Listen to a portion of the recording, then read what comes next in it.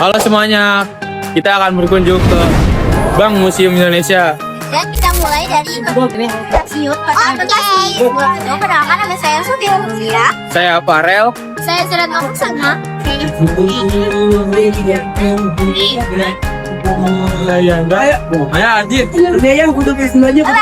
Bye. Nah, kita mau masuk ke sana guys. Nah, teman-teman, sebelum kita masuki ke stasiun Manggarai, kita tap dulu nih di stasiun Kota Bekasinya, teman-teman. Sebelum kita lanjut ke perjalanannya, jangan lupa subscribe, comment, and like teman-teman. Kita mau mulai. Wah teman-teman, keretanya udah nyampe nih teman-teman. Nah, kita langsung aja nih masuk ke keretanya dan kita duduk. Alhamdulillah kita dapat tempat duduk guys. Ya, ini mereka. Halo. Halo guys. Oke, 1, 2, 3, kita suruh yang saya yang benar. Halo. Oke teman-teman, kita lanjut aja ke perjalanannya ya. Ini kita mulai dari stasiun Kota Bekasi. Nih, kita mau OTW ke stasiun Manggarai.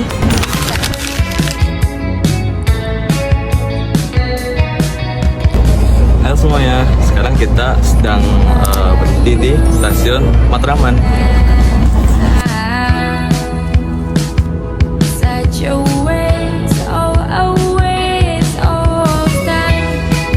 Nah, gak berasa banget nih sobat-sobatku. Ternyata kita udah sampai di stasiun Manggarai. Kita mau lanjut di stasiun Cikini. Yeay.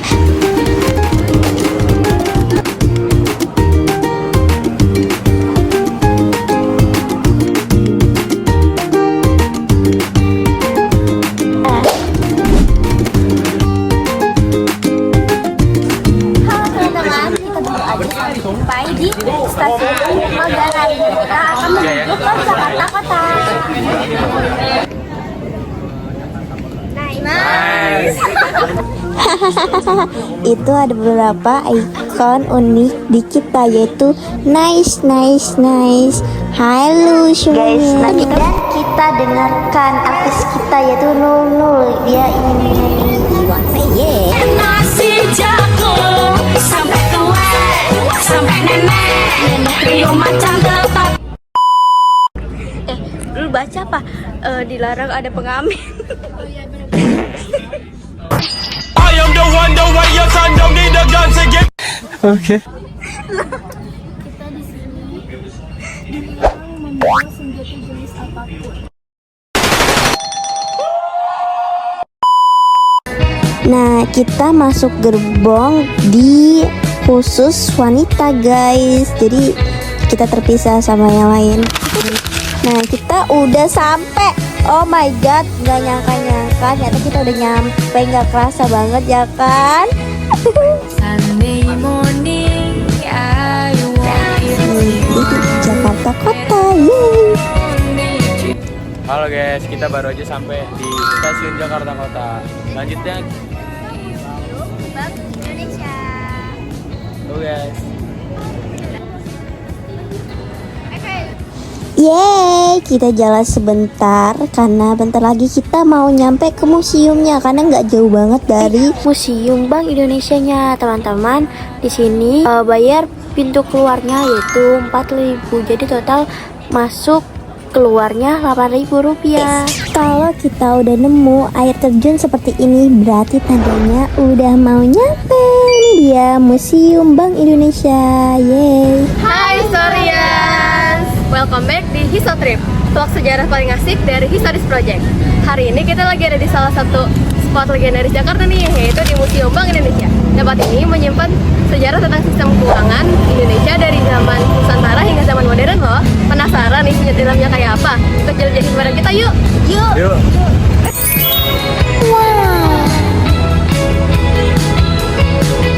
Nah, Historias, kita naik tangga dulu nih sebentar. Dari habis kita cek-cek barang gitu tadi di bawah guys. Tapi maaf ya nggak ke-record. Kita udah sampai di Museum Bank Indonesia. Misterius, ini sebenarnya ada yang bayar dan gak bayar.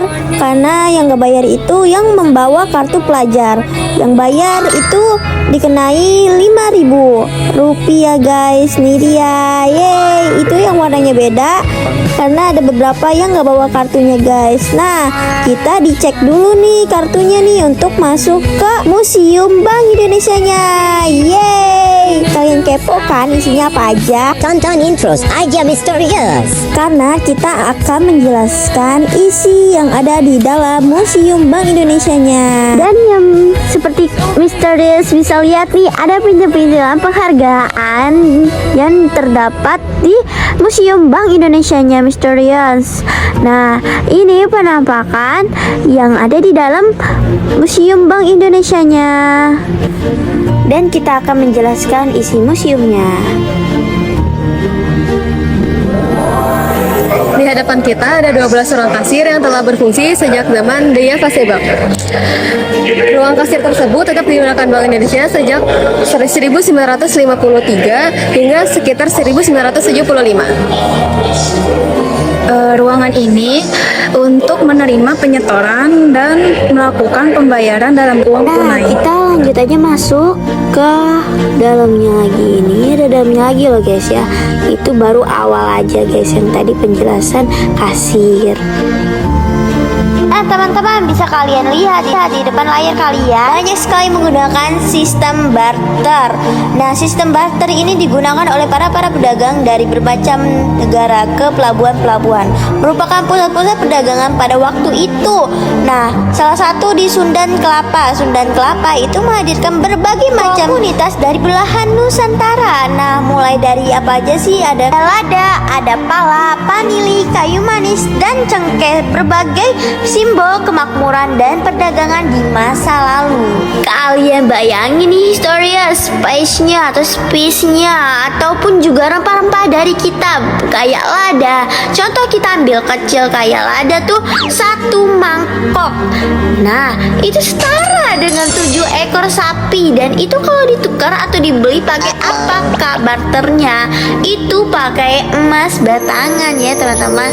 Nah, makanya nggak salah ya kalau orang-orang zaman dulu itu bilangnya rempah-rempah kita itu the golden price, karena memang belinya pakai emas teman-teman. Nah, Historias, kemudian kalau kita jalan sedikit, ini kita bisa melihat ada kapal-kapal besar sekali bukan? Nah, ini kapal namanya kapal Jong Java. Kapal Jong Java sendiri itu namanya adalah kapal besarnya orang Jawa. Kapal ini mampu menampung 1000 ton muatan sampai 700 jiwa awak kapal loh. Jadi besar sekali kapasitasnya. Jadi kita akan membahas mendobrak mitos jalan rempah. Harga rempah yang semakin mahal mendorong bangsa Eropa mencari jalan baru ke Asia Tenggara. Pada akhir abad ke-15, pelaut sampai pedagang Portugis dengan bantuan pelaut Arab berhasil menemukan jalan laut ke laut mengitari Afrika menuju Nusantara. Jalan ke timur yang misterius pun terbuka sudah. Para pedagang barat berdatangan dan membuka loji-loji di kota-kota pelabuhan Nusantara. Pada abad ke-17, Banten misalnya berkembang menjadi kota pelabuhan yang kosmopolitan. Toko-toko yang melakukan ekspedisi. Yang pertama ada Marco Polo, berasal dari Italia. Ekspedisinya dari tahun 1254 sampai 1354. Lalu selanjutnya ada Laksamana Cheng Ho. Dia dari Cina dari tahun 1371 sampai 1436. Lalu yang ketiga ada Juan Sebastian Elcano, dia dari Spanyol. Tahunnya dari 1476 sampai 1526. Lalu selanjutnya ada Alfonso de Albuquerque, dia dari Portugis. Tahun ekspedisinya dari 1453 sampai 1515. Lalu yang selanjutnya ada Cornelis de Hout. Dia asalnya dari Belanda. Tahun ekspedisinya dari 1565 sampai 1599. Dan yang terakhir ada Sir Henry Middleton. Dia dari Inggris. Tahun 1604. kita akan menjelaskan apa itu bersaing buntung bersatu untung dalam perdagangan. Berbagai maskapai dagang Belanda berdiri setelah kepulangan Cornelis de Houtman. Persaingan ini membuat pasokan rempah melonjak tetapi menurunkan harganya.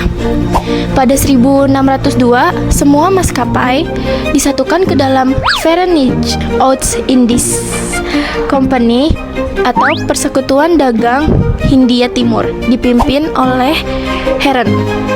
Halo semuanya, saya di sini mau jelasin tentang Bank Koran dan Bank Lening. Sebelumnya pada tahu nggak sih Bank Koran itu dia bank pertama di Hindia Belanda tahu? Jadi Gubernur Van Imhoff memutuskan pendirian Bataviasche Bank Van Lening berdasarkan revolusi tahun 1746. Nah, bank ini sulit berkembang karena pengurusnya tak paham perdagangan dan kegiatannya disaingi oleh pejabat VOC. Nah, gubernur jenderal berikutnya yaitu Mosel mendirikan Bank Koran pada 1 September 1752 dan menggabungkannya dengan Bank Van Lening sehingga menjadi Bank Koran and Bank Van Lening. Cikal bakal perbankan nasional ini menerbitkan sertifikat deposito yang diminati orang. Pada tahun 1746 dan 1908, bank ini berlokasi di Tigers. Nah guys, kita lanjut dengan masa pendudukan Jepang. Bukan hanya bank, militer pun menerbitkan uang. Selain menjalankan tugas sebagai tentara penduduk, militer Jepang juga menerbitkan uang invasi. Macam dan jumlah uang yang beredar semakin banyak karena uang di Yavich Bank dan uang pemerintah Hindia Belanda masih berlaku. Pada masa ini, bank-bank Belanda dan Inggris tertutup dan diganti dengan bank-bank Jepang yang sebelumnya sudah beroperasi di Hindia Belanda tetapi dibekukan ketika perang pecah. Ya, habis itu yang pada tahun 1944 Jawa Hokokai itu membentuk Front Kemerdekaan Indonesia untuk menghimpun dana rakyat untuk perang Asia Timur Raya. Nah, setelah Jepang menyerah, dana ini antara lain digunakan untuk modal kerja Yayasan Pusat Bank Indonesia. Nah, pada tahun 1800, kerajaan Belanda akhirnya mengambil alih Hindia Belanda dari VOC.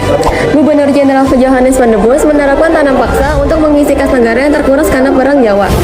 Sistem yang mewajibkan penduduk Jawa menanam kopi, teh, tebu, dan tembakau ini sangat menguntungkan Belanda tetapi menyengsarakan rakyat. Ketika berita ini sampai di Belanda, antara lain berkat novel Max Havelaar karya Multatuli, politikus dan rakyat Belanda marah. Politik etis kemudian diperkenalkan untuk memberdayakan rakyat jajahan, tetapi kemajuannya lambat. Bank-bank perkreditan juga didirikan untuk mendorong perekonomian rakyat. Industri batik dan tenun berdiri, tetapi kemajuannya sangat tertinggal dibandingkan industri barat seperti pertambangan. Pada tahun 1950, pemerintah memutuskan RIS menjadi negara kesatuan dan pada tahun 1951,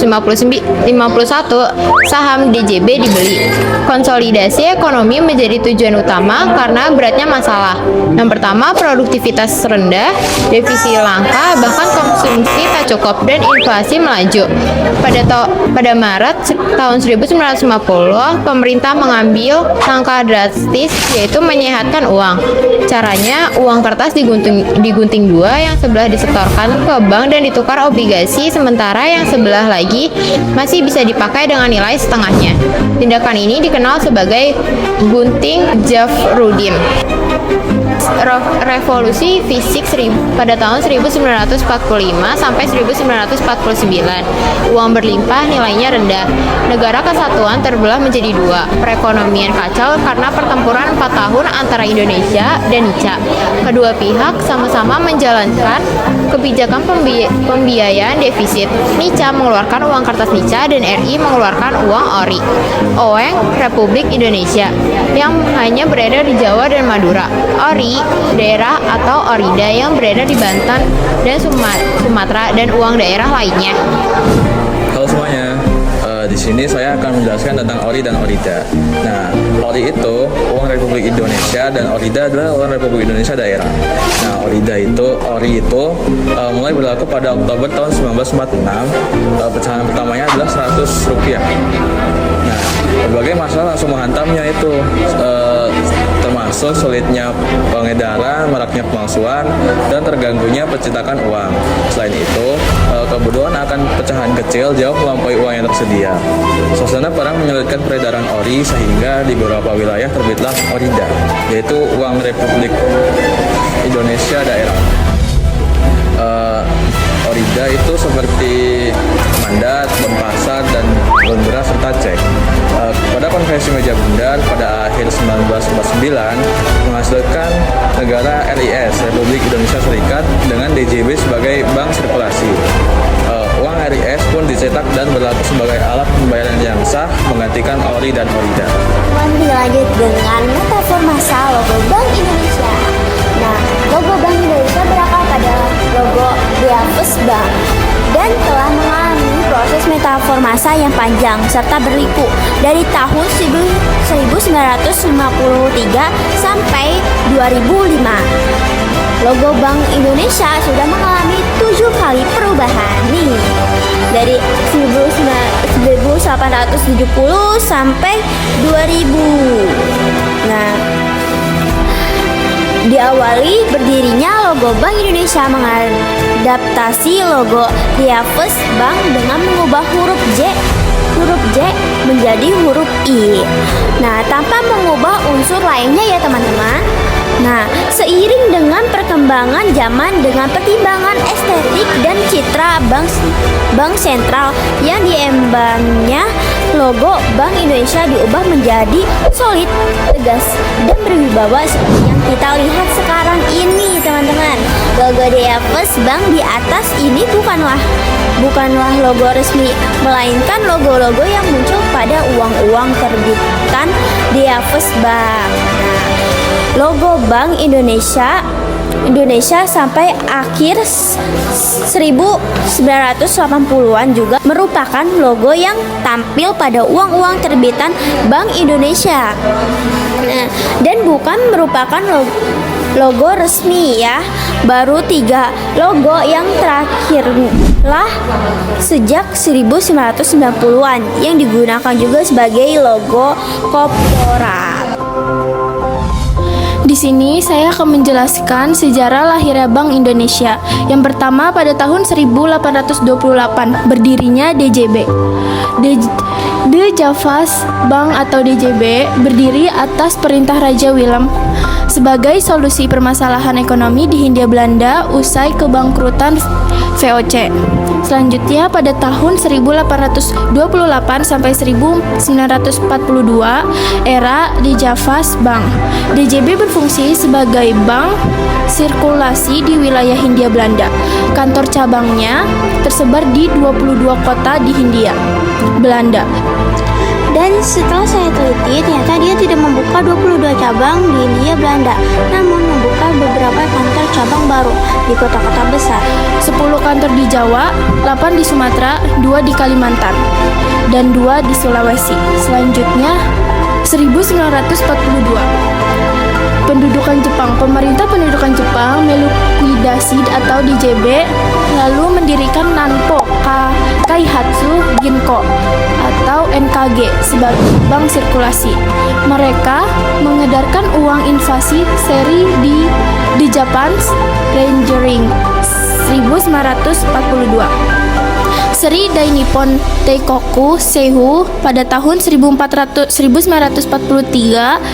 dan seri pemerintahan Dai Nippon pada 1944. Oke, yang selanjutnya pada tahun 1945 kemerdekaan Indonesia. Belanda tidak mengakui kemerdekaan Indonesia pada tahun 17 Agustus 1945. Mereka mengaktifkan kembali DJB lalu mengedarkan mata uang Nica yang juga dikenal sebagai uang merah. Selanjutnya pada tahun 1949 Konferensi Meja Bundar atau KMB, Belanda mengakui kedaulatan Indonesia dan menyepakati berdirinya Republik Indonesia Serikat atau RIS. Pembentukan Bank Sentral untuk RIS menjadi salah satu poin penting dari keputusan KMB. Selanjutnya, pada tahun 1951, nasionalisasi DJB. Menteri Keuangan Yusuf Wibisono mengusulkan nasionalisasi DJB pada tahun 1951. Langkah ini sejalan dengan gagasan Bung Hatta tentang pembentukan Bank Sentral untuk kedaulatan ekonomi. Nasionalisasi berlangsung dari tahun 1951 hingga 1953. Nah, selanjutnya pada tahun 1951, pemerintah Indonesia membentuk Panitia Nasionalisasi DJB pada 2 Juli 1951. Penerbitan UU Nomor 24 tahun 1951 tentang nasionalisasi DJB menjadi tanda legalitas nasionalisasi DJB. Lalu selanjutnya pada 1953, pemerintah Indonesia membeli saham DJB dengan penawaran 20% di atas harga pasar. DJB pun dibubarkan pada 30 Juni 1953. Nah, selanjutnya pada tanggal 1 Juli 1953, Bank Indonesia ditetapkan sebagai Bank Sentral RI dengan Syarifuddin Prawiranegara sebagai gubernur pertama. Penempatan ini bersama dengan berlakunya UU Nomor 11.1953 tentang penetapan Undang-Undang Pokok Bank Indonesia. Menjelaskan tentang bank sebagai alat revolusi. Dalam ekonomi terpimpin, bank-bank pemerintah harus tunduk sebagai alat revolusi agar sejalan dengan cita-cita revolusi. Musyawarah bank berjuang dari Sabang sampai Merauke pun diselenggarakan. Hasilnya, doktrin bank berjuang menyebut antara lain kesatuan jiwa di kalangan perbankan dan integrasi antar perjuangan perbankan dan perjuangan masyarakat. Konsep ini menggiring integrasi antar bank, pemerintah, dan berujung pada pembentuk bank tunggal dengan nama Bank Negara Indonesia. Halo semuanya, selanjutnya saya mau menjelaskan tentang periode 1 menuju negara modern.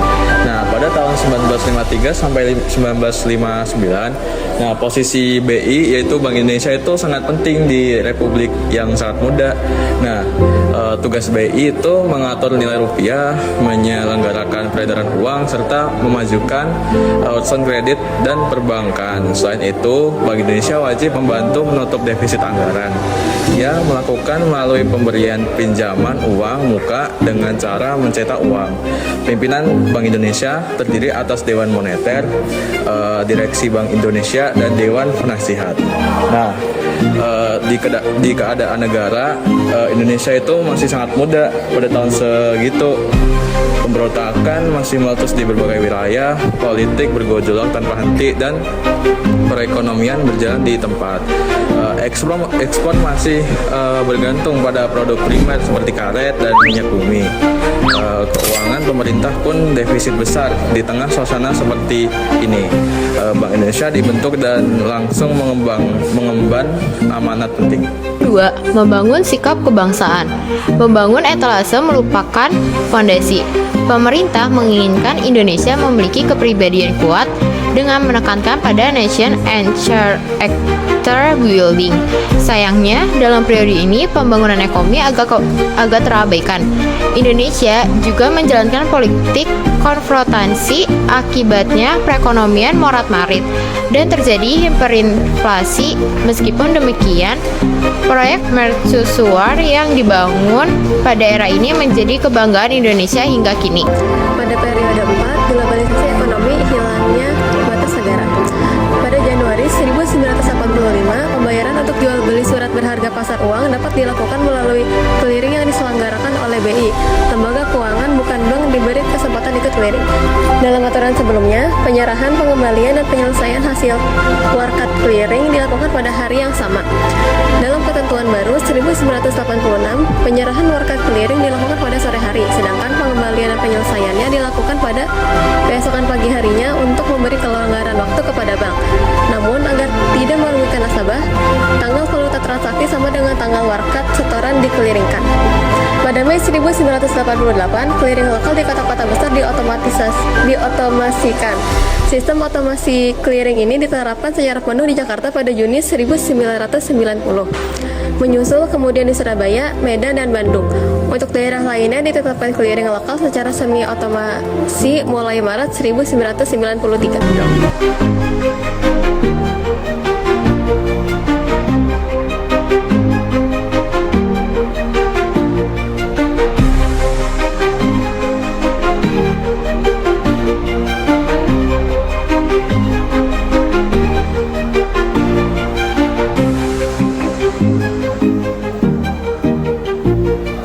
Oke, di sini kita akan membahas periode 5 krisis segala lini pada tahun 1997 sampai 1998. Rupiah sempat terjun bebas. Rupiah terhantam menyusul krisis nilai tukar baht Thailand. Upaya intervensi penggabungan BI bersama otoritas moneter Singapura dan Jepang tak terlalu banyak menolong kestabilan nilai rupiah.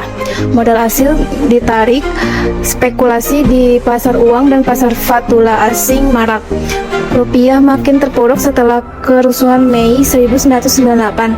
Rupiah sempat diperdagangkan pada kisaran 16.500 per dolar pada Juni 1998. Sebelum krisis $1 berapa dalam kisaran 2.300. Pada akhir 1998 nilai rupiah mulai bergerak stabil pada kisaran 7.500 sampai 8.000 setelah pasar bersikap positif terhadap perkembangan ekonomi dan kebijakan pemerintahan baru. Pemilu 1999 yang berjalan lancar berpengaruh positif dan rupiah semakin menguat. 6. Berbenah pasca krisis. Yang pertama, kedudukan dan tugas Bank Indonesia berdasarkan UU 23 tahun 1999. Yang kedua, ada Perang Bank Indonesia berdasarkan UU 24 tahun 1999. Tahun lalu lintas devisa dan sistem nilai tukar.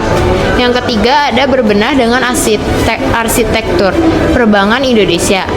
Yang keempat, ada sistem clearing. Yang kelima, ada peran Bank Indonesia berdasarkan UU 24 tahun 2002 tentang surat utang negara. Periode 7, fokus ulang peran BI. Yang pertama ada amandemen Undang-Undang BI. Terus yang kedua itu penyelenggaraan sistem pembayaran. Terus yang ketiga itu pengendalian moneter dalam hubungan antar Bank Indonesia dan pemerintah. Terus yang keempat, Inflation Targeting Framework, ITF, apakah itu? Terus penyempurnaan fungsi the Lender of the Last Resort, LOLR Bank Sentral. Terus ada mata uang. Terus yang terakhir yaitu beralihnya tugas pengawasan bank. Melalui Bank Syariah pada tahun 1905 sampai 2013, yaitu periode sebelum Bank Syariah pada tahun 1905 sampai 1991. Selanjutnya periode Bank Syariah pertama pada tahun 1992 sampai 1999. Dilanjut dengan periode tumbuhnya industri perbankan syariah pada tahun 1999 sampai 2008. Dan dilanjut juga dengan periode pasca UU perbankan syariah pada tahun 2008 sampai 2013. Dan yang terakhir, periode peralihan pengawasan perbankan di Bank Indonesia dengan ke Otoritas Jasa Keuangan. Nah, kesimpulan periode Bank Syariah pertama pada tahun 1992 sampai 1999. Pada periode ini sangat bersejarah bagi dunia perbankan Indonesia karena resmi berlaku dua banking system, konvensional dan syariah. Bank yang bersistem bagi hasil atau bank syariah mendapat ruang hidup yang lebih luas. Faktanya, ketika badai krisis menggempur Indonesia pada tahun 1997 sampai 1998, hanya bank yang menjalankan prinsip syariah yang lolos tanpa bantuan likuiditas dari Bank Indonesia. Tak mengherankan bila kemudian banyak pihak yang tergerak mendirikan bank syariah. Wah, ini ruangan apa ya teman-teman? Nah, ini ruangan tempat disimpannya koleksi uang kuno yang pernah menjadi alat tukar resmi di Nusantara dari zaman dulu sampai sekarang. Nah, teman-teman bisa melihat yang ada di gambar layar depan kalian itu. Nah, kita bisa melihat berbagai bentuk uang mulai dari koin logam yang berasal dari abad ke-14, uang kertas yang terbitan pada tahun VOC, hingga rupiah pertama yang dicetak setelah kemerdekaan Indonesia loh teman-teman. Nah, koleksi-koleksi ini tidak hanya merekam sejarah sistem moneter, tetapi juga merekam sempurna dari ekonomi, politik, dan budaya bangsa kita. Bank Syariah.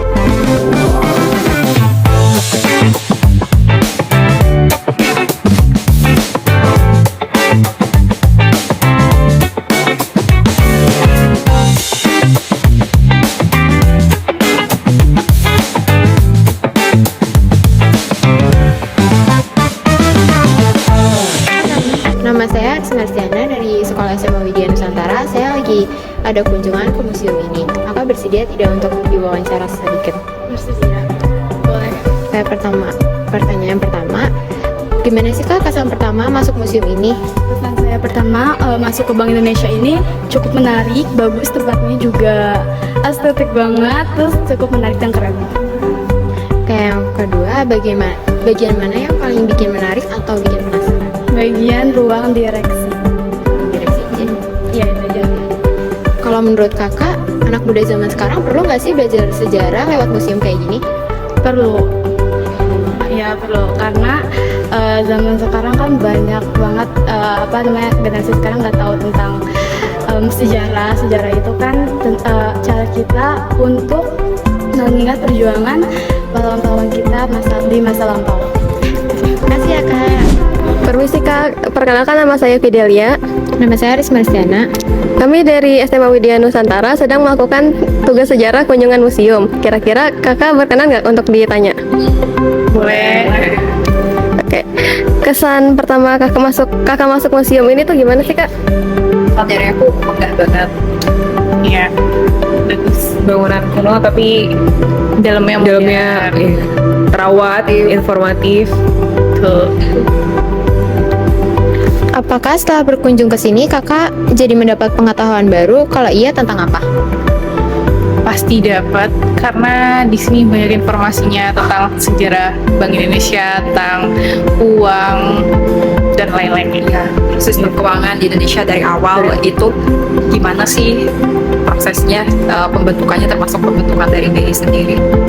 Ya, gak hanya itu, tapi banyak juga kayak benda-benda kayak mata uang dari zaman dahulu sampai sekarang.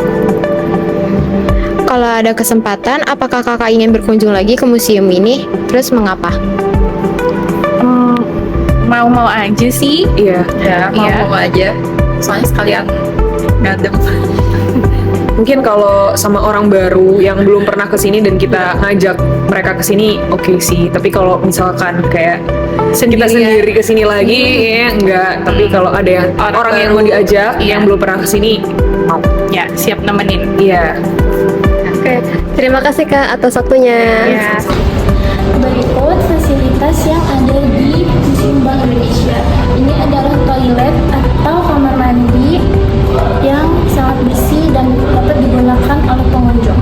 Kunjungan ke Museum Bank Indonesia kita kali ini memberikan pemahaman mendalam tentang perjalanan panjang dan peran krusial bank sentral dalam sejarah perekonomian Indonesia. Nah, secara keseluruhan museum ini itu bukan hanya tempat penyimpanan artefak, tetapi juga sumber ilmu pengetahuan yang menunjukkan bahwa Bank Indonesia adalah pilar penting dalam menjaga stabilitas ekonomi negara. Nah, semoga kunjungan ini dapat menambah wawasan kita tentang sejarah dan peran dunia perbank di Indonesia, guys. Baik, saya di sini akan menyampaikan beberapa saran yang ingin saya sampaikan, yaitu kepada Museum Bank Indonesia. Museum Bank Indonesia dapat mempertimbangkan untuk mengembangkan program edukasi yang lebih spesifik dan bervariasi untuk berbagai segmen pengunjung.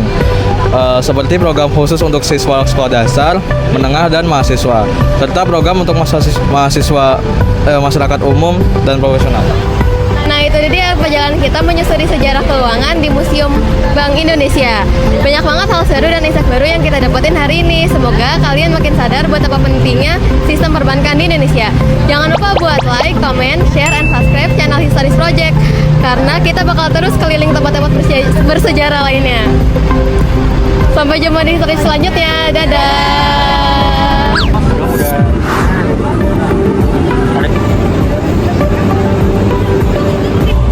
Halo, kita sekarang mau pembangunan dengan ukuran yang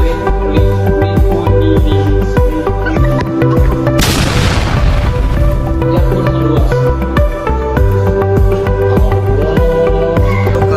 Museum Bank Indonesia. Perjalanan kita. Eh? Hey guys,